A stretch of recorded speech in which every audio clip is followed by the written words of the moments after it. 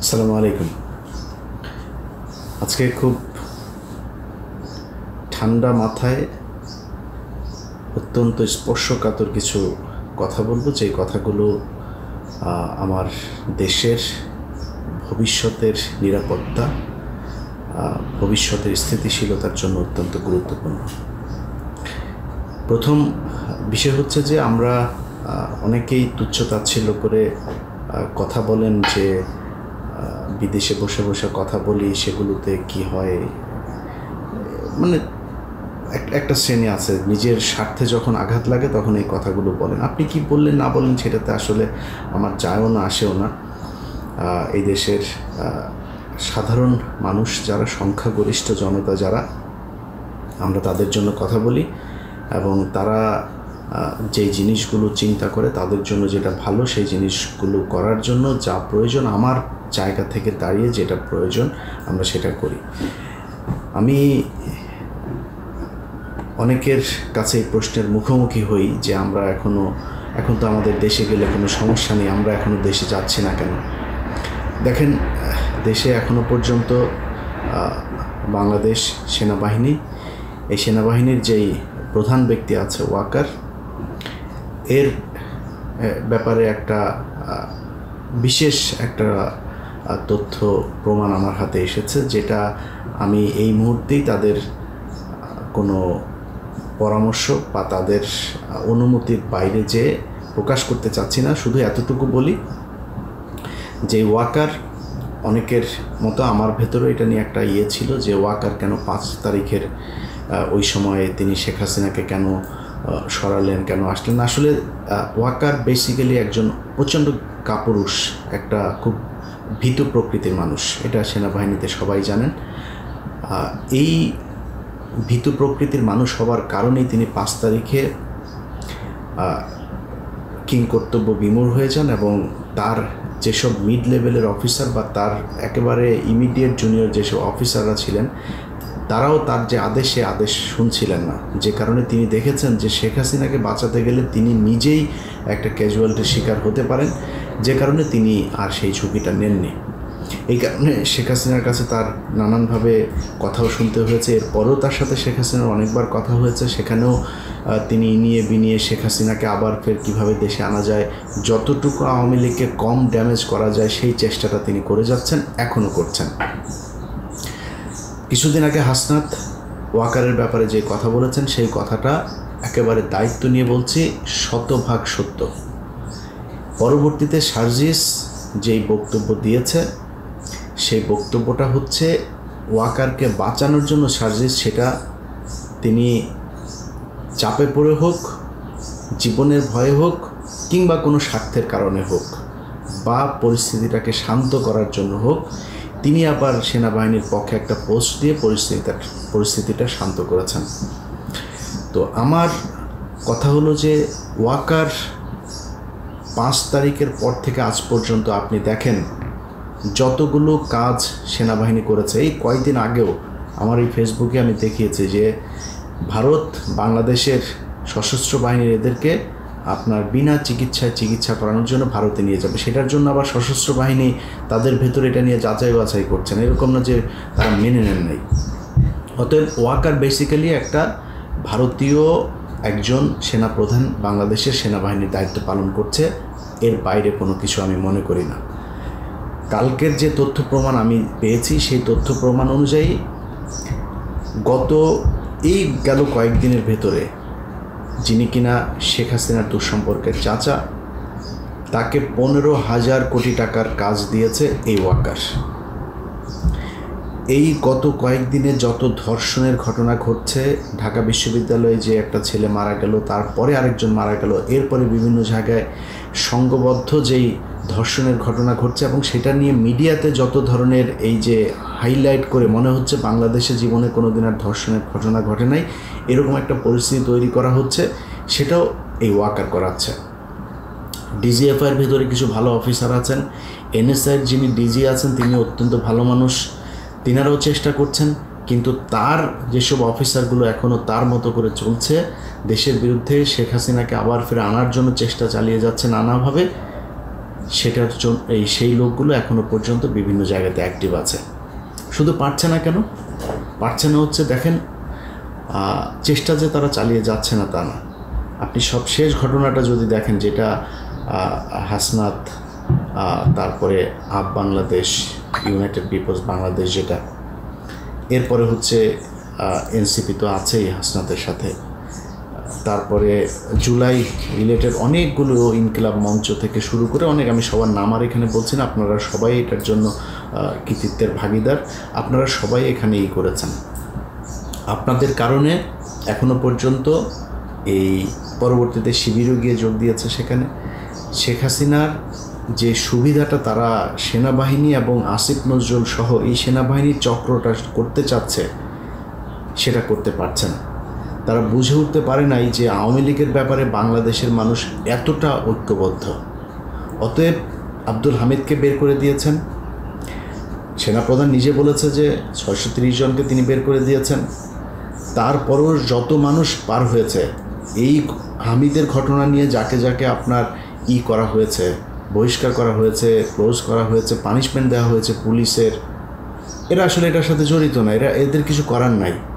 পুলিশের যদি কাউকে পানিশমেন্ট দিতে হয়, সবার আগে এসবির প্রধানকে পানিশমেন্ট দিতে হবে, কারণ তাকে আজ থেকে আরও কয়েক মাস আগে এই অর্ডার দেওয়া হয়েছে, এই লিখিত আকারে তাদের নাম সহ দেওয়া হয়েছে, সেখানে আব্দুল হামিদের তালিকা আছে। সেটা মানেন নাই কেন? অতএব যদি করা হয়, সেনাপ্রধান এটার জন্য দায়ী, ডিজিএফআই প্রধান এটার জন্য দায়ী, এসবি প্রধান এটার জন্য দায়ী, তারপরে বিমানবন্দরের ইয়েতে সিকিউরিটির দায়িত্বে যারা আছে তাদের প্রধানদেরকে দায়ী করতে হবে। এত বড় ঘটনা, এত বড় মাপের একজন লোক, আপনার মনে হয় যে কনস্টেবল, এসআই আর ইন্সপেক্টর মিলে তাদেরকে পার করে দিয়েছে, বা কোনো এক জেলার এসপি তাদেরকে বের করে দিয়েছে? এটা সম্ভব না। অতএব এটা রাষ্ট্রীয় পর্যায়ে, একদম উচ্চ পদস্থ পর্যায়ের সিদ্ধান্তের প্রেক্ষিতে তাদেরকে বের করে দেওয়া হচ্ছে। তো দেয়াতে যেটা হয়েছে, আমি কয়েকদিন আগে একটা ভিডিওতে বলেছিলাম যে আওয়ামী লীগ যত দাঁড়াতে চাবে তাদেরকে তত শুয়ে ফেলা হবে। এদের ব্যাপারে বাংলাদেশের মানুষ ঐক্যবদ্ধ, এরা এখনও শিক্ষা এদের হয় নাই। আপনি দেখেন, ভারত পাকিস্তান যুদ্ধ চলছে, সে যুদ্ধের ভেতরে আমি একজন মুসলমান, ভারত আমার মানে পাকিস্তান আর মুসলমান না কি সেটাও দেখার দরকার নেই। পাকিস্তানের সাথে যুদ্ধ হয়েছিল, সব বাদ দেন, কিন্তু ভারত তো আমার শত্রু। এই কয়দিন আগেই একটা কিলিং করেছে। এখনও পর্যন্ত আমার দেশের সবচেয়ে বড় শত্রুকে ভারতে নিয়ে জায়গা দিয়ে রেখেছে। এখনও পর্যন্ত আমাদেরকে হুমকি দিচ্ছে। আরাকানের ওইখানে এই আরাকান আর্মিকে দিয়ে আমাদের ভেতরে গ্যাঞ্জাম করতে যাচ্ছে, সে সেখানে প্রক্সি ওয়্যার করছে। এগুলো তো এখনও করেই যাচ্ছে। আওয়ামী লীগকেও যদি ধরেন, সে আওয়ামী লীগ ভারত পাকিস্তান যুদ্ধে ভারত যত জায়গায় মানে হামলা করছে, পাকিস্তানে মনে হচ্ছে ওদের হাসিনার ওই জায়গা থেকে মিসাইল নিয়ে তারপরে পাকিস্তানে হামলা করছে। তোদের এত খুশি লাগে কেন? আরে বেটা, বাংলাদেশ দেখ, এখন তোদের সময়ের চাইতে চাঁদাবাজি কোনো অংশে কম নেই, চাঁদাবাজি ভালো চলছে এখনও, কিন্তু মানুষ তোদের ব্যাপারে ঐক্যবদ্ধ। এর কারণ কি? এই দেশের মানুষ প্রচণ্ড ধর্মভীরু এবং ধর্ম সচেতন।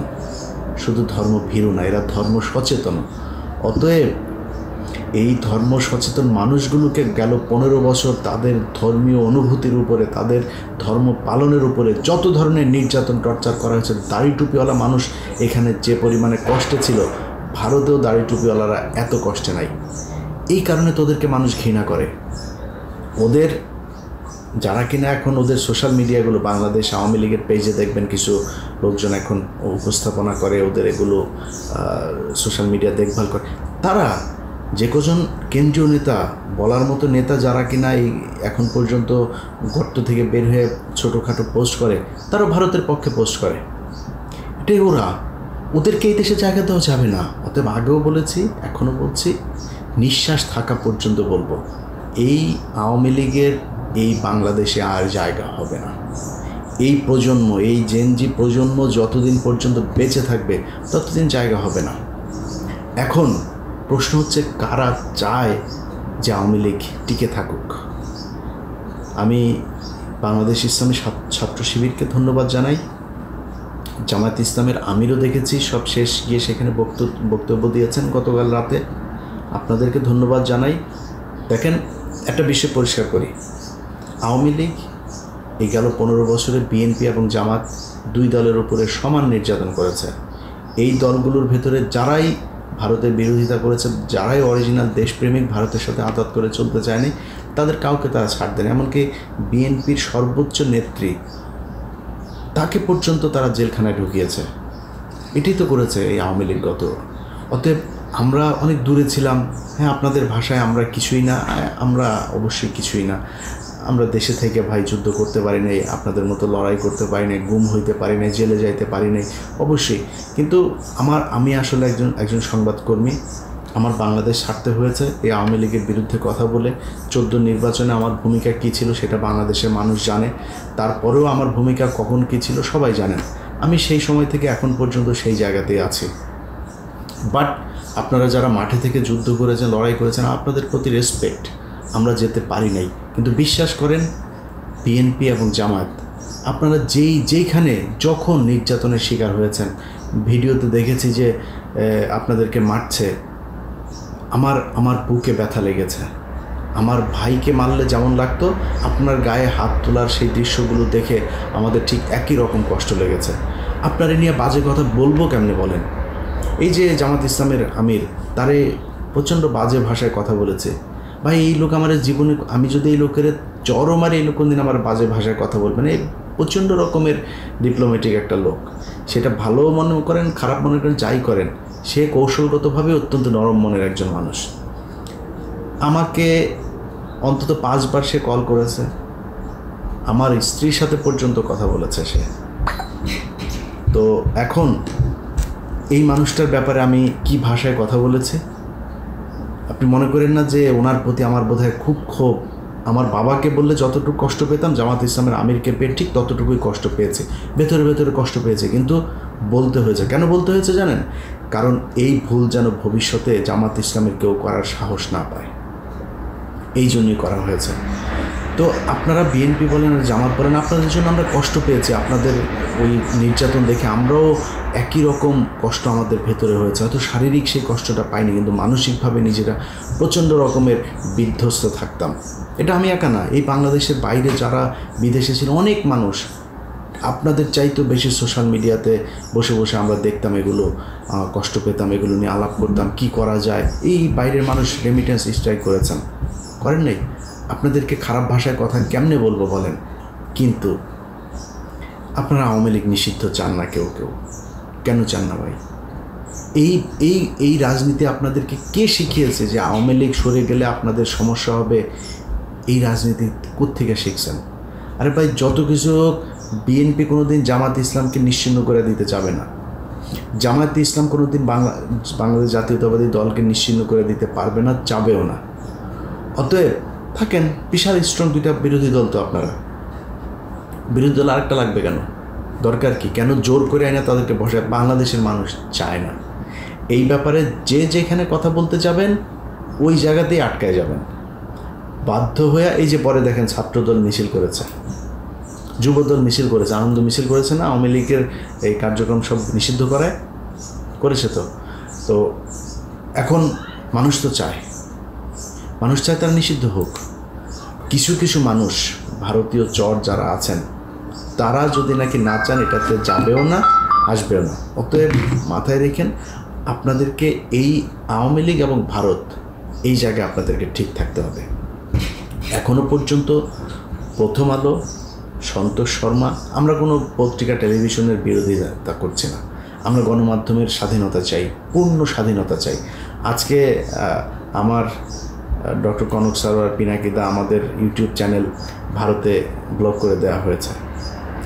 কনক ভাই সবার আগে দেখেছে, দেখে আমারও দেখলাম, আমি আমার ইমেল চেক করে দেখলাম, আমারও সেম, ভারতে আমাদের নিষিদ্ধ। তো এইটাই তো, তারা হচ্ছে গণতন্ত্রের, সারা পৃথিবীতে তারা গণতন্ত্রের সবচাইতে বড় দেশ। তারা জাকির নায়েককে নিতে পারে নাই। এরা নাকি আবার ধর্ম এদের দেশে যায়, ওই যে তসলিমা নাসরিন বসে বসে আমাদেরকে ধর্ম নিরপেক্ষতা শিখায়। এটা যদি ধর্ম নিরপেক্ষতা হয়, জাকির নায়েককে ছাড়লি কেন? জাকির নায়েক তো কারো পেটায় নাই। তো জাকির নায়েক কোনো নিজের বর্ণনাও করে নেই, আপনার ধর্ম থেকে আপনাকে বুঝাই দিচ্ছে। আর 5 বছর দিলে না, এরপরে আর লোক খুঁজে পাওয়া যেত না আপনাদের। জয় শ্রীরাম বলার লোকটা খুঁজেও পাইতেন না, আর যেই ভয় আপনারা পারেন নাই।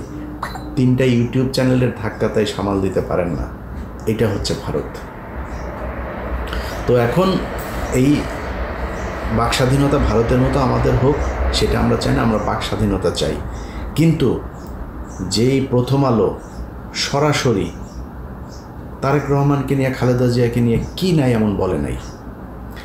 কয়দিন ধরে 2-3টা পত্রিকা প্রথম আলো সরাসরি পারে না, তো এদের আন্ডা বাচ্চা কয়েকটা আছে, এর মধ্যে একটা ডয়চে ভেলে ওরে যেখানে পাবেন সেখানে ওরে এই গত কয়েকদিনের জবাব চাবেন। বাংলা ট্রিবিউন, আমরা কিন্তু খোঁজ খবর কিন্তু নিচ্ছি। যদি কেউ মনে করেন যে চিপা চাপা দিয়ে বেঁচে যাবেন, সুযোগ নাই, এখান থেকে বের হইতে পারবেন না। টুডে টুমোরো আপনাকে এখান থেকে যাইতে হবে। আপনার যে বাপের আপনারা বাঁচায়, ওই বাপের যেদিন গলায় পাড়া দিয়ে ধরা হবে, সেদিন কিন্তু ঠিকই আপনিও আপনার পিছনে আর কোনো কেউ থাকবে না। গত কয়েকদিন আগে, 2-3 দিন আগে এনি সাহেব প্রথম আলোর সাথে বৈঠক করেছেন, আমরা সেই বৈঠক দেখেছি। সেই বৈঠকের পর আপনারা ছবি তুলে আপনাদের বাংলাদেশ জাতীয়তাবাদী দল বিএনপির পেজে দিয়েছেন, সেটাও আমরা দেখেছি এবং সেটা মনে রেখেছি। ভাই, আপনার বাপ না, আমার বাপ যদি এসে বলে না, বাপ মাফ করে দে, প্রথম আলোর বেলায় কোনো মাপ নাই, কোনো ছাড় নাই। আপনি মাইরা ফেলবেন, খুন করে ফেলবেন, যা মন চায় করেন।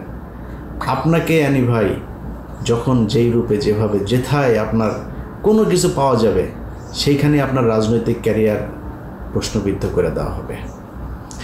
বাংলাদেশে কে দুর্নীতি করেন, কে কী করেন, ভাই আমরা এটা নিয়ে চাই নাই কারণ নিয়ে এই করতে, আপনারা যা মন চায় করেন। এটা আমি পারবো না ভাই, এটা বহুদিন সে আওয়ামী লীগ থাকতেও বলেছে, আমি পারবো না এটা আপনারা ঠিক করতে। এই চাঁদাবাজি আর ধান্দাবাজি এগুলি চলতেই থাকবে।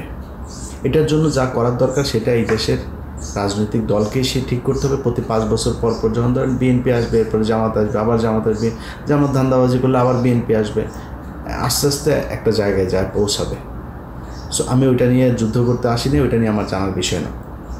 কিন্তু ভারতের ব্যাপারে যদি নাকি আমরা কোনো দেখি, প্রথম আলো, ডেইলি স্টার, সন্তোষ শর্মা, আওয়ামী লীগ, এইসব ব্যাপারে ভাই যারাই করবেন, আমরা তাদেরকে কিন্তু, আমি অন্তত ভাই তারা কিন্তু তার জীবনের সারা জীবন আমি চৌকিদারের মতো তার পিছনে কিন্তু থাকবো।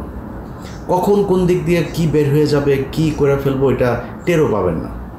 অতএব আবারও সাবধান করে দিচ্ছি, আবারও সাবধান করছি, প্রথম আলো, ডেইলি স্টার, সন্তোষ শর্মা, এইদিকে এই ভারত, এইসব ব্যাপারে যদি নাকি কারোর ভেতরে কোনো ধরনের দুর্বলতা, গাফেলতি কোনো কিছু যদি দেখি, তাহলে কিন্তু তার জন্য বাংলাদেশে রাজনীতি করা কঠিন হয়ে যাবে। মানে আমি বিশাল কিছু আপনাকে ধমক দিচ্ছি এটা না, বাংলাদেশে মানুষ চায় না। আপনি এই মুহূর্তে যদি গোলাম ময়লা রনির দিকে একটু তাকান, তাহলে বুঝতে পারবেন এই দেশের মানুষ কী চায়। আসিফ নজরুল এই মুহূর্তে পদে আছে, টাকা পয়সা কামাচ্ছে কিছু। আসিফ নজরুলের এই মুহূর্তে কিছু টাকা ছাড়া আর কিচ্ছু নাই। ওরে রাস্তাঘাটে পোলাপান যদি ঠিকমতো পায়, তাহলে জুতার মধ্যে হাগু লাগায় ওরে পেটাবে। অতএব বাংলাদেশের মানুষ কি চায়, কি পছন্দ করে, কোনটা এই দেশের জন্য, এই দেশের নিরাপত্তার জন্য প্রয়োজন, সেটা আপনাকে চিন্তা করতে হবে, সেটা করতে হবে। এই সুযোগ পৃথিবীর বাংলাদেশের ইতিহাসে আবার 100 বছরে আসবে কিনা ঠিক নাই। এই সুযোগ আপনাকে কাজে লাগাইতে হবে। ভাই আপনার রাজনীতি নিয়ে আমি আপনার রাজনৈতিক প্রতিদ্বন্দ্বীও হইতে আসি নাই, আপনার নিয়ে আমার কোনো সমস্যা নেই। আপনি কই ধান্দাবাজি করেন, কী করেন, ভাই একান্ত আপনার ব্যাপার, আপনার দলের ব্যাপার, ওই এলাকার জনগণের ব্যাপার, প্রশাসনের ব্যাপার। আমি আপনার ব্যাপারে নাক গলাইতে যাব না। কিন্তু আপনি যখন আমি প্রথম আলো, ডেইলি স্টার আর এই ইন্ডিয়া, আওয়ামী লীগ, এইসবের ব্যাপারে কারো কোনো কিছু দেখব, তারা কিন্তু ভাই সর্বোচ্চ দেখে দেওয়া হবে। আবারও বলে রাখলাম। যাই হোক, যেসব ছাত্রনেতারা যারা কিনা আমি এই 5 আগস্টের মতো একটা ঘটনার মধ্য দিয়ে বাংলাদেশের মানুষকে স্বাধীন করে দিয়েছে, আওয়ামী লীগ নিষিদ্ধ হয় বাংলাদেশে, এটা আমরা দেখতে পারবো, এটা আমাদের কাছে স্বপ্ন ছিল, এটা হচ্ছে। এবং যেটা হয়েছে, এখানে অনেক ধরনের ফাঁকফোকর রেখে আওয়ামী লীগের কার্যক্রম নিষিদ্ধ, দল নিষিদ্ধ না, আইনগতভাবে নিষিদ্ধ করা হবে। আপনারা জনগণ বলছে নাকি যে আইন দেখায় তারপরে নিষিদ্ধ করতে হবে? আইনগতভাবে বলছে? আপনি আইনগতভাবে তো এমনিই হবে। আরে ভাই, আন্তর্জাতিক অপরাধ ট্রাইব্যুনালে যে মামলা চলছে, গুম কমিশনের যেগুলি চলছে, বিডিআর বিদ্রোহ, যে সবগুলোতেই হবে। নিষিদ্ধ হবে। তো আপনি এটা আপনার সমস্যা কোথায়? আপনি এখন করে ফেলেন, সমস্যাটা কী ছিল? তারপরে করেন, যেটুকু করেছেন ওকে ঠিক আছে, মানুষ যদি, জনগণ, ছাত্র জনতা যদি মেনে নেয় আমার কোনো সমস্যা নেই। এমনিতেই পারবে না। আপনার মনে হয় যে আপনি এই সামনে নির্বাচন আসবে আর ওই নির্বাচন কমিশনের মাধ্যমে আওয়ামী লীগ যা জমা দিবে, আপনারা নির্বাচনে অংশগ্রহণ করবেন, প্রার্থিতা বা যাচাই বাছাই করে এগুলি করবেন, আপনার মনে হয় এটা আমরা মাইনে নেব? এটা সম্ভব না। এখনও গণমাধ্যম সহ বিভিন্ন জায়গায় যারা যারা এই ধরনের চিপা চাপা দিয়ে আবার ফের আওয়ামী লীগকে বাঁচায় রাখার, আওয়ামী লীগ আসবে আনার জন্য করবেন, এবং যারা টিকে আছেন এখনও পর্যন্ত তাদেরকে টিকতে দেওয়া হবে না। পুলিশ বলেন, সাংবাদিক বলেন, ব্যবসায়ী বলেন, যে যেখানে আছেন, আওয়ামী লীগের যে লেসপেন্সার যারা ছিলেন কাউকেই টিকতে দেওয়া হবে না, সবাইকেই দেখে নেওয়া হবে ইনশাআল্লাহ। অতএব ছাত্ররা এবং যারা যারা আন্দোলন করেছেন তাদের সবাইকে আবারও ধন্যবাদ জানাই, এবং আপনাদের কাছে আমরা এই জাতি কৃতজ্ঞ। শুধু এতটুকুই বলবো ভাই, বাংলাদেশের এই যে আন্দোলন হয়েছে, এই আন্দোলনের মাধ্যমে বাংলাদেশে একটা নতুন শক্তির উদয় হয়েছে, এবং সেই শক্তিটা অবশ্যই আপনাদের এনসিপি। সো এনসিপি আমরা চাই তারা ভালো কিছু করুক, কিন্তু আপনাকে বেছে নিতে হবে আপনার প্রোডাক্ট কী, আপনি কী সেল করবেন। অর্থাৎ আপনার প্রোডাক্ট একমাত্র হচ্ছে এই জুলাই, আপনার প্রোডাক্ট হচ্ছে আওয়ামী লীগ, আপনার প্রোডাক্ট হচ্ছে ভারত। এই ভারত বিরোধিতা, আওয়ামী বিরোধিতা এবং জুলাই, এটাকে নিয়েই সামনে রেখেই আপনাদেরকে কী করতে হবে। এটাকে আপনারা যত বড় করবেন এই দেশের মানুষ আপনাদের পেছনে তত আসবে। আমরা আপনাদের দুর্নীতি, অনিয়ম নিয়ে আগেও বলেছি একই কথা, এখনও বলছি, তবে দুর্নীতিতে কম জড়াইলে ভালো হইতো। কেউ কেউ জড়িয়ে গিয়েছেন দল গোছানোর জন্য, টাকা পয়সা। আমি আগেও বলছি, আমি ভাই ধর্মযুদ্ধ করতে আসি নাই, এটা নিয়ে আমার কোনো সমস্যা নেই। কিন্তু আসিফ মাহমুদের সাথে আমার যে দ্বন্দ্ব হয়েছিল সেটা হচ্ছে, আসিফ ভাই উনি প্রথমেই আসিফ নজরুলের পক্ষ নিয়ে একটা পোস্ট করলেন, তারপরে আমি কিছু বলিনি। ওইটা কিন্তু আমার ব্যক্তি আক্রমণ হয়ে গিয়েছিল, তারপর আমি কিন্তু কিছু বলিনি। কিন্তু উনি যখন প্রথম আলোর মাধ্যমে বই প্রকাশ করলেন, এরপরে আমি ওনার প্রতি ক্ষেপেছি। আমি যেইভাবেই হোক আমি খবর পেয়েছি যে আসিফ মাহমুদ এখন আসিফ নজরুলের সাথে নেই, এবং আসিফ নজরুলের ব্যাপারে ছাত্র প্রতিনিধিরা সবাই মিলেই ডক্টর ইউনূসের কাছে তাদের যেই বিরোধের কথা সেটা জানিয়েছেন, এবং আসিফ নজরুলের ব্যাপারে তাদের যে আপত্তি সেটাও জানিয়েছেন। আসিফ নজরুলের কোনো বক্তব্য যেন ছাত্রদের বক্তব্য হিসেবে ডক্টর ইউনূস না নেন সেটাও তিনাকে জানানো হয়েছে, এবং এই গত 8-10 দিনের ভেতরেই সেটা জানানো হয়েছে। তো যে কারণে আসিফ, নাহিদ, হাসনাত, সার্জিস যারা যারা আছেন তাদের ব্যাপারে আমার কোনো নাই, কোনো অভিযোগ নাই। শুধু আপনাদের কাছে অনুরোধ থাকবে ভাই, প্রথম আলো, ডেইলি স্টার এইসবের ব্যাপারে যায় না। এইসব জায়গায় গেলে কিন্তু ভাই মাথায় রক্ত উঠে যাবে, তখন কিন্তু ঠিক থাকে না কারে কি বলবো। এটা ভাই আমার মানে আদর্শের খেলা, আমার একমাত্র পুঁজি এখন এই আমার মানে জীবনের টার্গেট হচ্ছে এই প্রথম আলোর এদের বিচার নিশ্চিত করা, এই সন্তোষ শর্মা সহ এদেরকে করা, এবং গণমাধ্যমে এখনও পর্যন্ত যারা যারা আছে তাদের, এবং এদের ব্যাপারে কিছুই যে হবে না তা না, এটার ব্যাপারে আমরা কাজ করছি। আমরা কাজ করার সেই ধরন, সেই সময়টা হয়তো আপনাদের বিভিন্ন সময় হইতে পারে, বিভিন্ন কিছু হইতে পারে, বাট দেখবেন যারা মনে করছেন বেঁচে গিয়েছেন, আপনাদের এই এই এই এই শাস্তি থেকে আপনাদের বাঁচাটা এত সহজ হবে না। সবাই ভালো থাকবেন, আল্লাহ হাফেজ।